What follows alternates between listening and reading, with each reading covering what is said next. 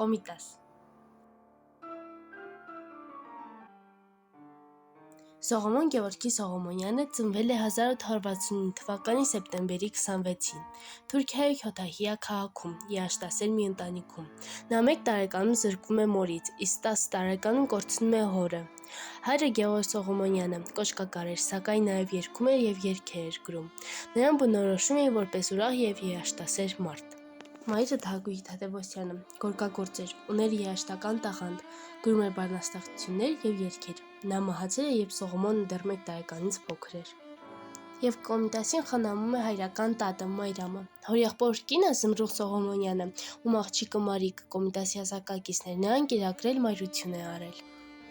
12 տարեկանում որ բացած Սողոմոնը տեղափոխվեց Էջմիածին ուսանելու Գևորգյան ճեմարանում։ Նրան ընտրեց Գևորգ վարդապետ Դերձակյանը, լավ ձայն ունեցող որբ տղայի որոնման շրջանակում։ Չնայած հայերեն չիմանալուն Սողոմոնի ձայնը տպավորեց Գևորգ Դ. Կաթողիկոսին։ Ճեմարանում ստացավ հոգևոր երաժշտական կրթություն։ Էջմիածնում գտավ հոգևոր և մտավոր կայունություն, դառնալով ազգային երաժշտության հիմնադիրներից։ Կուսան երգսեռ երգչախումբ 1910-1915 թվականներ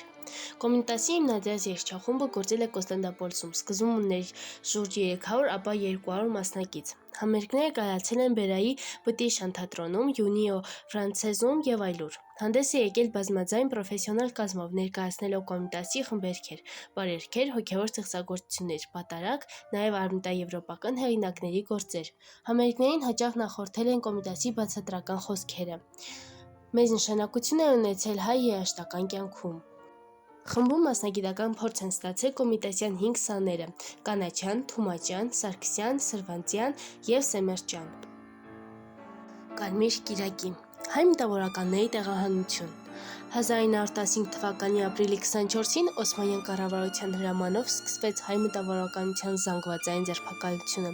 Կոստանդնուպոլսից և այլ քաղաքներից հարյուրավոր հայ մշակույթի, քաղաքականության ու համայնքային առաջնորդներ աքսորվեցին Անկարայի մերձակայքում գտնվող համակենտրոնացման ճամբարներ։ Այս գործողությունն եղավ հայոց ցեղասպանության նախերգանքը։ Կոմիտասը Եղեռնի ականատես 1915 թվականի ապրիլի 24-ին Կոմիտասը ձերբակալվեց հայ մտավորականների հետ և աքսորվեց Այաշ ու Չանգրի։ Աքսորի ընթացքում տեսավ վայրագություններ, որոնք խորը հոգեկան տրավմա պատճառեցին։ Ֆիզիկական ու հոգեկան ցնցումները նրան հասցրին նյարդային խանգարման, բռնության վարակ տեսարաններ, ջրի մերժում, ուժգին հոգեբանական ազդեցությամբ, հեգնանք, ինքնախոսք, հիստերիկ արձագանքներ։ 3 ամսվա ցավալի փորձություններից հետո Կոմիտասը վերադարձվեց Կոստանդնուպոլիս հոգեկան խանգարումով։ Իր վերջին գրություններում արտահայտում է խոր հուսահատություն ու ազգային ցավ՝ «Սիրտս փլած է»։ Կոմիտասը դարձավ Մեծ Եղեռնի փրկված զոհը, հայ ժողովրդի ողբերգության կենդանի խորհրդանիշը։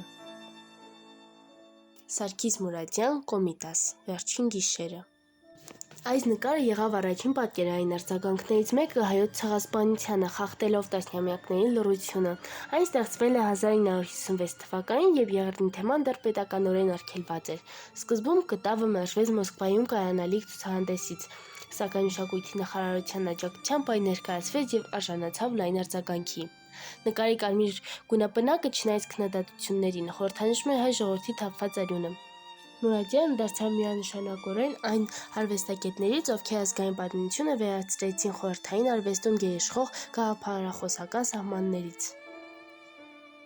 Կոմիտաս վարդապետը Սողոմոն Սողոմոնյանը մահացել է 1935 թվականի հոկտեմբերի 22-ին Փարիզի մերձակա Բյուժով քաղաքի հոգեբուժական կլինիկայում։ Նա այնտեղ է տեղափոխվել 1919 թվականին։ 1915 թվականի հայոց ցեղասպանության ժամանակ կրած հոգեբանական ծանր ցնցումներից հետո։ Նրա մահվան պատճառը եղել է ոտքի վարակ, որը զարգացել է վատ հիգիենիկ պայմանների հետևանքով։ 1935 թվականին Կոմիտասի աճյուն տեղափոխվել է Երևան և ամփոփվել Կոմիտասի անվան Պանթեոնում, որը դարձել է հայ մշակույթի մեծերի հանգստյան վայրը։